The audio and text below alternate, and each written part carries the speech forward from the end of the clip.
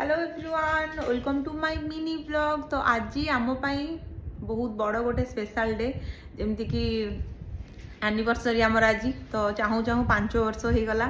तो एमती भी आज किसी भी मत सेमती किसी एक्साइटेड लगुनि कहीं जेहेतु वीक डेज रे एनिवर्सरी पड़ जाइए। हजबैंड पूरा कम सका बिजी से घर जमा उठू ना जमा आमती भी मोर 8 मंथ्स पूरा स्टार्ट हो गला प्रेगनेंसी तो मत ए टिके बॉडी बहुत जोरे थका लगुच वीक लगुच। तो से आज आमती किसी स्पेशल ना तो घरे भी रोसई इच्छा होनी कहीं मोर लेग क्राम्स बाहरी पड़ी तो मुझे ठिया होगी करें आ हजबैंड भी बहुत बिजी अच्छा।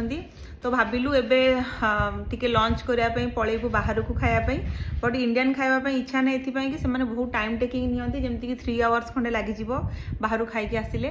तो हजबैंड कहले कि चलो बाहर कौटी माने जमीक अध घंटे जोटा खाई हो काभा तो से जाऊँ आम ए खावाई बहुत कष्ट फाइनाली पहुँची जाइए काभारे।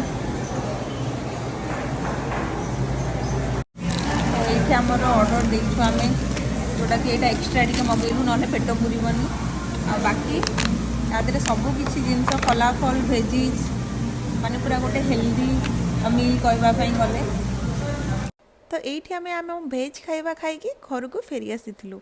देन मु आसिक टिके रेस्ट नहीं इवनिंग टाइम रे चंदन भाई जिनी आसिक एनिवर्सरी सरप्राइज देवे बोली मु भाभी नथिली नहीं कि आसीथिले होममेड केक कहीं जेहेतु आज मंगलवार थिला तो सब जिनस सादा थिला तो से भेज केक नहीं कि आसी तो ये आम ए केक कटिंग करनेलु। देन राति डिनर पर आम जिनी मु मिसिकी बनई देथिलु पूरी आलू बुटर तरकारी। तो यहीटा खाई आज आमर एमती किसी दिनटा कटी। So thank you for watching.